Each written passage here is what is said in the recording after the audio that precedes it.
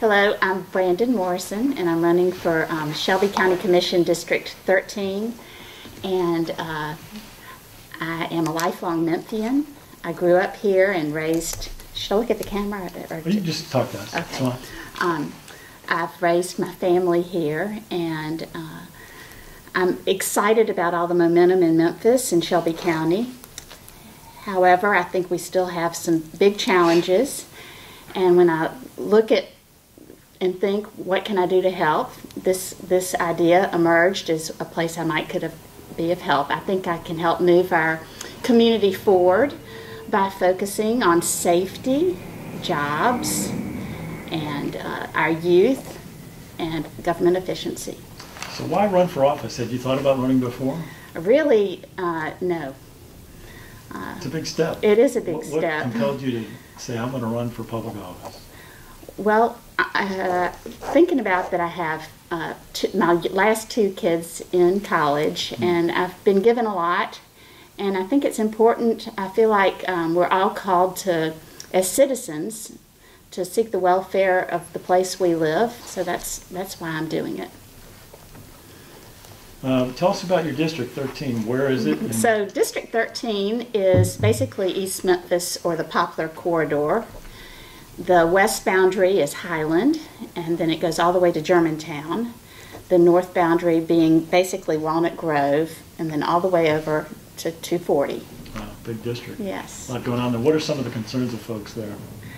Well, what are some of your as I walked door to door, the number one concern is definitely safety, as you might guess. I've never seen so many dogs and locks in my whole life. Now, I have 3 dogs, so that didn't really bother me, but that is the issue on the voters' minds, is safety.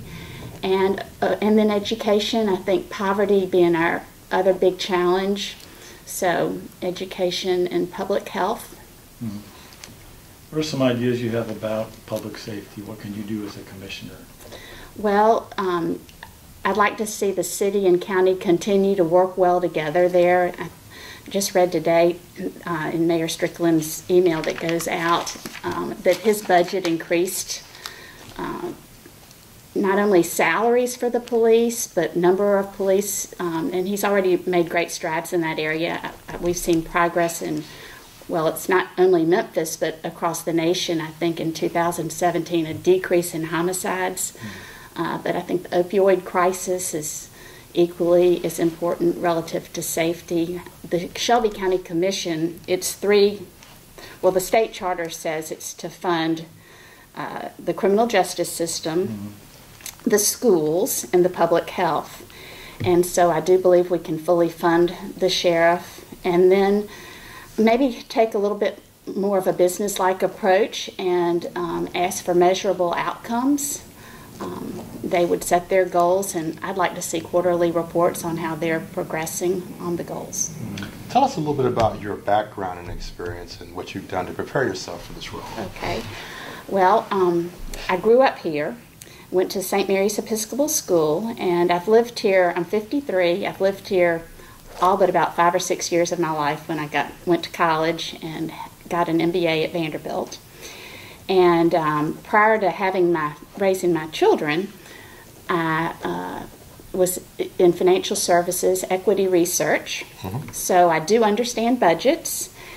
And then since having, I guess maybe the last 15 years, I've worked in our family office in the area of real estate and investments. So that's my background.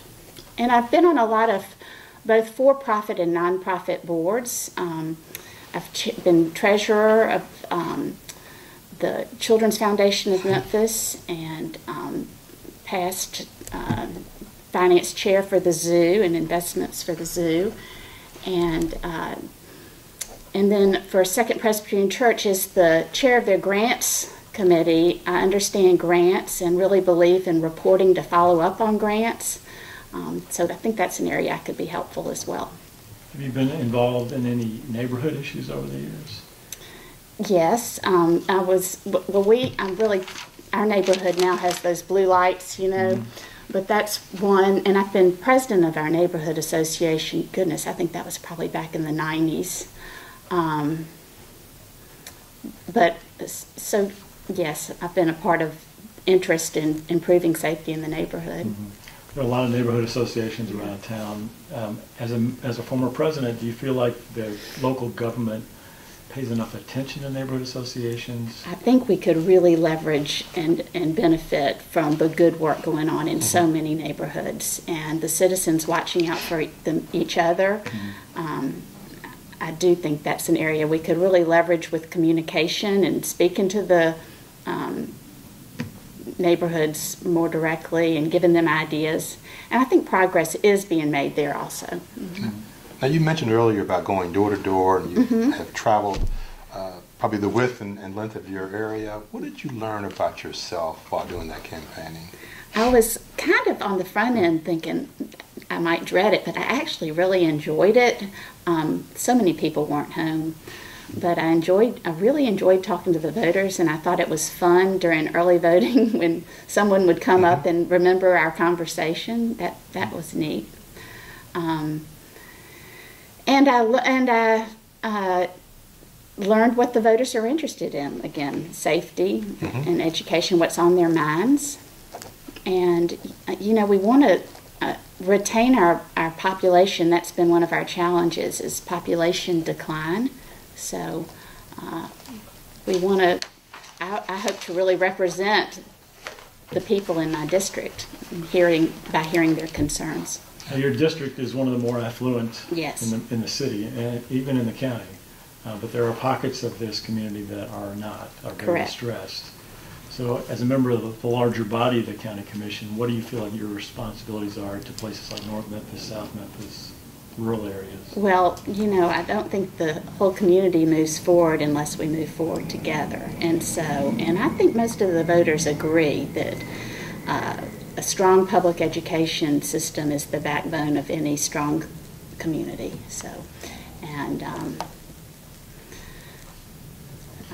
A lot of what the county commission has been dealing with lately in county government is economic development. There's been a lot of discussion about the use of tax incentives.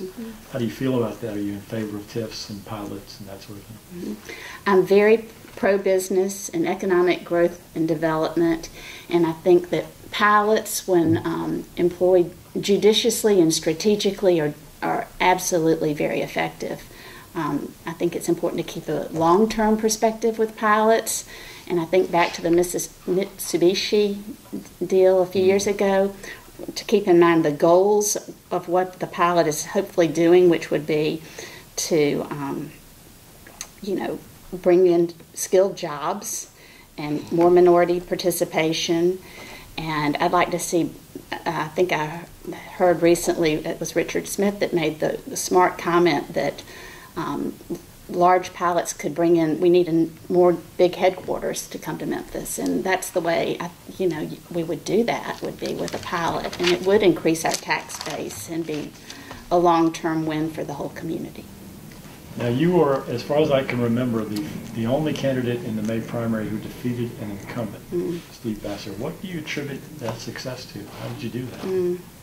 Well, I think the voters in my district, I think what you're really asking is why the voters in the district voted for me. And I think they heard my message when I said that truly my only priority is to move the community forward. And in the areas that I mentioned, safety, jobs, youth, and government efficiencies. And so I think thankfully, they believed what I said. So now, have you studied any of the government efficiency matters to figure out what areas you might want to focus on if you became a commissioner? I've studied the budget some, Okay. and yes, I think with efficiency too, you also want to think about, you don't want to lose effectiveness. So the two kind of go hand in hand. But getting rid of any waste and programs that are anything that's not working. I just believe in a business-like approach, and not to add another layer of work or bureaucracy, but just to make sure anything that's being done is actually meeting the goals it was intended to meet. So. You talk about being a big part of your church, Second Pres. How has your faith informed your idea of public service, public engagement?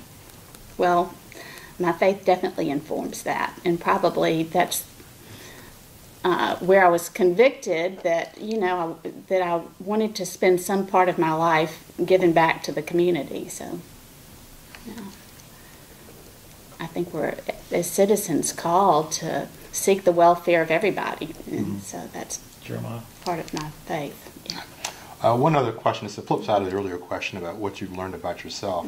Have you been surprised about anything in this process that you learned about yourself through the process of running for this office? Your first time running for a public office. And Absolutely. what have you been surprised I think about? I've been surprised that I did it and that I was bold enough to do it, because, you know, typically I'm sort of a pleaser by nature, and so it's taken me out of my comfort zone. Have you been surprised by anything you've learned about the community that you didn't know? That we just have a wonderful community. That's not a surprise though, but I'm just so pleased with all the good work I've noticed going on. It's been encouraging to you? Very encouraging. Yeah. Anything else? Anything we haven't asked you about you want to say? Well, I didn't talk about education much and the importance of pre-K and Yeah, let's talk about VOTEC. the county has gotten into pre-K in a big way, funding pre-K. And but I think pre-K and public health are the parts of the poverty puzzle where we can really make great strides. So I'm very pro pre-K. Of course, it's not publicly handled like the Shelby County schools, but wow, Head Start and Porter Leaf, I think anybody would be proud to have their kids there. Yes. Universal pre-K in Shelby County. And in terms of public health, there's been some discussion about how the county should proceed to address the opioid crisis. Sue the pharmaceutical companies, join the state in that effort. Do you have any thoughts about that? That's kind of the hot button issue, opioids, and I think it's critical. But I also think we need to not forget the big issues that have been going on a long time: obesity, infant mortality, health disease, and you know, I'd love to see us put together a big summit. We've got great hospitals and resources here, and try and get more federal funding for our public health. The Shelby County Health Department could really. It's in the neighborhoods. Regional 1's done a good job combating some of the things I mentioned, but the Shelby County Health Department, I think, could do more towards wellness, and I think that's a reasonable goal. Anything else, Ms. Russell? I'm in good shape. Great. Thank you. Thank you.